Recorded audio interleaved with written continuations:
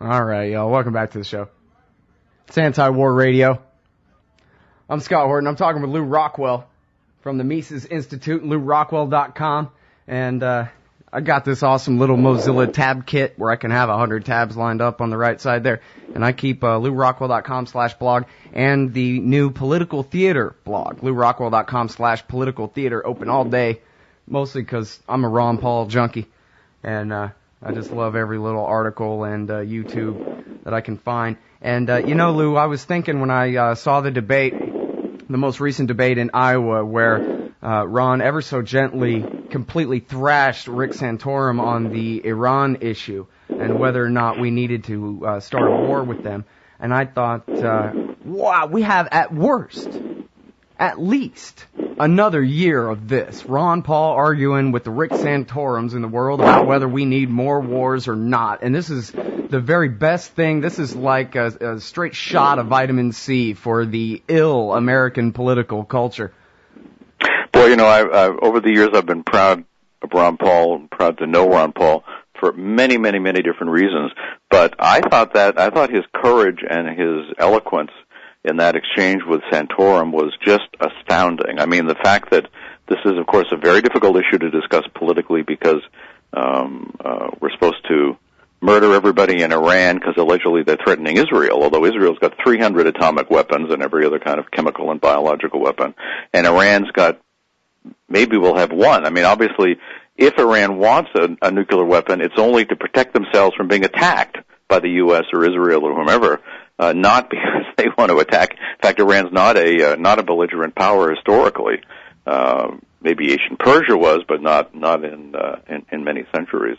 And the fact that he got up there, told the truth that Santorum tried to say that, well, the Iranians have been horrible ever since 1979 when Khomeini came in. Well, as Ron pointed out, the trouble started in 1953 when the U.S. and British MI6 and the CIA went in and overthrew the democratically elected government of Iran and installed the oil-friendly Shah, who would run Iran for the benefit of the oil companies and for the benefit of the American empire, very, very brutally. I mean, he was a monster. And I remember just one thing about the Shah, that when he had a very, very inflationary monetary policy, and like Nixon, he put on price and wage controls. So the penalty for raising your prices without government permission, as all this money is going into the system and forcing you to as a businessman, was to be taken out in public and have the soles of your feet beaten off, so there's just bone there, therefore, of course, crippling you for life. This didn't happen, of course, to the big businessmen connected to the government, but the small and medium-sized businessmen. Well, that kind of conduct doesn't exactly endear you to the people, and it was a great moment, as a libertarian, too, it was a great moment when the Shah was overthrown because it was all done peacefully. What happened was people withdrew their consent, and when people withdrew their consent, the whole system just collapsed like a house of cards, and he had to go overseas with all his millions and his family and so forth.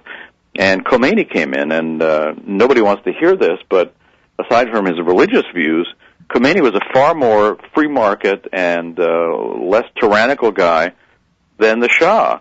I mean, he stopped the inflation and he got rid of a lot of regulations on the market that unfortunately has been undone by Ahmadinejad and company, and he's a big Keynesian Ahmadinejad, so he's definitely a bad guy, but economically and in internal terms.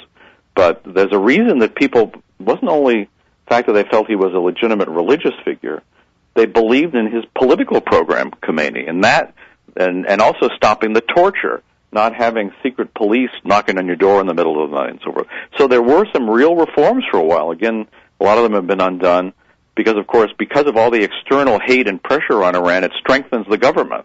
And when the government gets strengthened, what do? They put their boot on the neck of the people, just like every government, like the American government, the Israeli government, and the other government. So that's another reason not to have all these anti-civilian, anti-free trade sanctions that are designed to strengthen the government and cause more trouble. They're not actually, no government ever gives up in response to sanctions. Never ever happen. It will never happen because sanctions strengthen the government. So that is what it's designed to do. It's why U.S. policy wants to make trouble, and they do not want the government surrendering They want a war, and so they're keep gearing up for another monstrous, murderous, mass murdering expedition. This time against Iran, and I hope to goodness it doesn't happen. Were Ron Paul to be elected, of course, it wouldn't happen. Well, and the thing about the Iran issue is, it's nuclear technology. So it's very murky, and people just automatically defer to the experts or whatever the unanimous opinion is. And it's virtually unanimous in the political culture in America that it's a terrible nuclear threat. Something must be done. The only question is what and how soon. And it takes somebody like Ron Paul to not only be right on the issue as far as what should or shouldn't be done, but who has the wherewithal to say, look, here's what the National Intelligence Estimate says. Here's the reality of politics in the region. Here's what I told you would happen if you invaded Iraq, et cetera, et cetera, et cetera. He really knows this stuff as good as the smartest think tank expert or whatever, as far as his depth of knowledge about the issues. So they can't beat him in an argument. He gets an argument about Iran with anyone, he's going to win because he's right and because he knows it. No, and of course it's true that Iran, under the Non-Proliferation Treaty, has the perfect right to have nuclear power plants and to enrich uranium to run the nuclear power plants. We're supposed to think this is an evil act. Every country does it. Israel does it, and so forth. As to the bomb, of course, I mentioned Israel's got 300 of them. Turkey may have some. Certainly Pakistan has them. Countries like Turkey apparently have them ready to assemble, kind of a thing. That apparently is true of a number of countries in Europe and in Asia, too. China's got them, and, of course, the U.S. is over there with all its atomic weapons. So the incentives are for the Iranian government to develop it. I hope they don't, because I think these are inherently immoral weapons that are designed to kill civilians. I mean, as bad as all wars are bad, but the sort of least bad kind of a war is what Mises called in the 19th century phrase a war of the soldiers, where it's just one army against the other army, and they're not killing the civilians. And that is what has developed, as Hans Hoppe points out, under monarchical wars.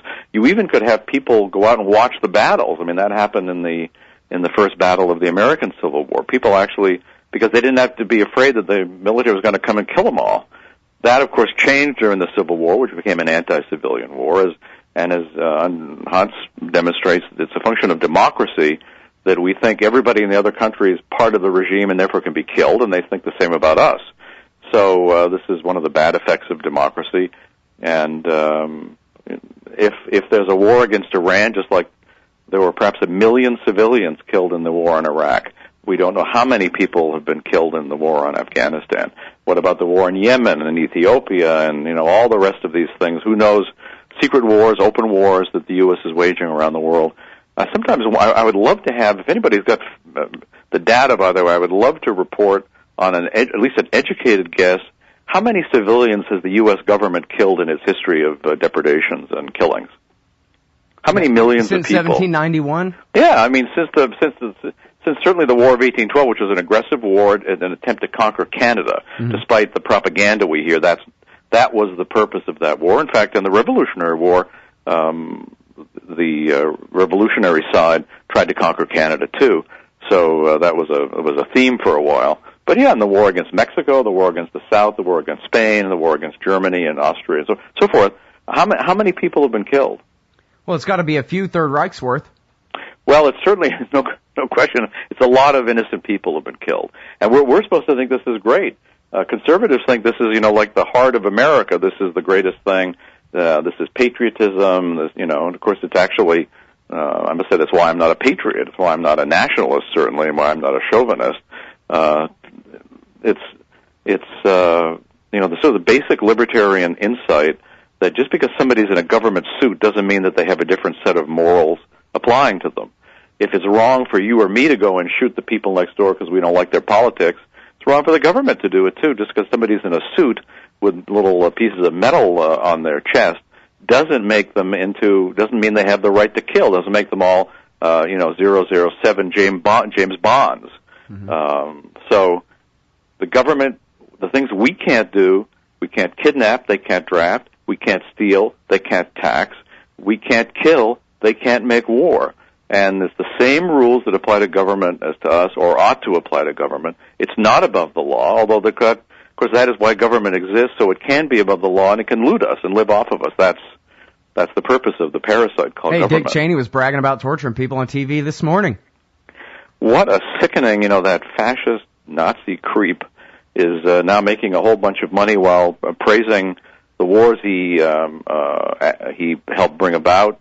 He's denouncing the fact that Syria wasn't Syrians weren't all massacred back in 2007 or whenever it was he was advocating this. He's just he's like a vampire. I mean, he's like it's good that these people sometimes look like what they are. Yeah. I mean, he looks like a thug. He looks like a mafia leader. I don't want to demean the mafia. I mean, he's far worse than the mafia. Sure. So, he's raking in the dough. Isn't that great? Well, and now to wrap this up here, real quick, back to Ron Paul, and we still have a year of this going on. Obviously, they tried to ignore him, and that really backfired on them. They still have a year of at least having to pretend to treat this man with respect, as he explains, his positions on foreign policy, and I think most importantly, or very importantly, how we got into this war on terrorism, the blowback effect. Chalmers Johnson popularized it among activists like you and I, but Ron Paul's the one who taught, the culture, that term blowback, who taught we have almost 900 something bases in 130 countries and whatever. This we occupied Saudi Arabia and supported Israel before September 11th, which is what got us into this mess in the first place. This kind of issue, this kind of argument, they're going to have to deal with. They can no longer ignore after 10 years because Ron Paul's running for president. So how important do you think that's going to be? How much impact do you think that's going to have on the minds of the American people who've been so deluded with this? They hate us because of their Islamic extremism nonsense. I think that Ron Paul is like a world historic figure. I don't know how the election will come out, but the effect he is having in people's minds and hearts is, I think, country changing. I mean, he asked the question. He asked many unaskable questions. One of which is, how would we feel if some foreign country were over here telling us what to do and occupying us with their troops? We wouldn't like it, and yet people, without sort of think that other people should like it, should like having armed foreigners, telling them what to do. So Ron is, I remember another incident when they said, well, how would you get the troops out? You say you want to get the troops out. He said, well, they march them in, they can march them out. I mean, he has such a great facility for explaining things in ways that just click into people's brains and can change them. He's changed millions of people, and all around the world, by the way. He's got fans and followers all over the world, and he's having a huge effect, and it shows again what one man can do with the correct principles. He can change history. So I think Ron Paul is changing history, and I think that maybe we won't see it in our lifetime. Maybe we'll see it much sooner than we think, but he's just having such a huge effect for good, for the cause of good, for peace, for free markets, for sound money, for all the causes that are associated with human prosperity and human flourishing. Well, and it should be mentioned, too, especially by the likes of you and me, at great personal sacrifice. I mean, this has got to be really hard work, being Ron Paul, sitting in the Congress as he is and running for president at his age. I mean, he could be sitting on the porch sipping iced tea, and he's not. He's out here still working as hard as he possibly can on behalf of human liberty. Well, he's not the sort of he's not a sit on the porch kind of guy. He's a great athlete. He probably might have even been a professional athlete if he hadn't had knee injuries in college. He was always a champion athlete. To this day, he bikes 25 miles a day. He swims for hours in the pool. He's an amazing guy, and he's always working. His mind is always working. He's always, you wouldn't believe, I mean, he's so well read. He's got to be by far the best, maybe since Jefferson, the most well read guy in public life ever. I mean, he's a serious scholar.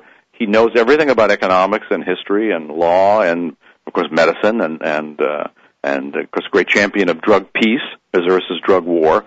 So he's such an unusual man. He's just extraordinary, and we're very, very lucky to be living in what Juan Williams calls the age of Ron Paul. Well, thank you very much for your time on the show, as always, Lew. I really appreciate it. Scott, thank you very much.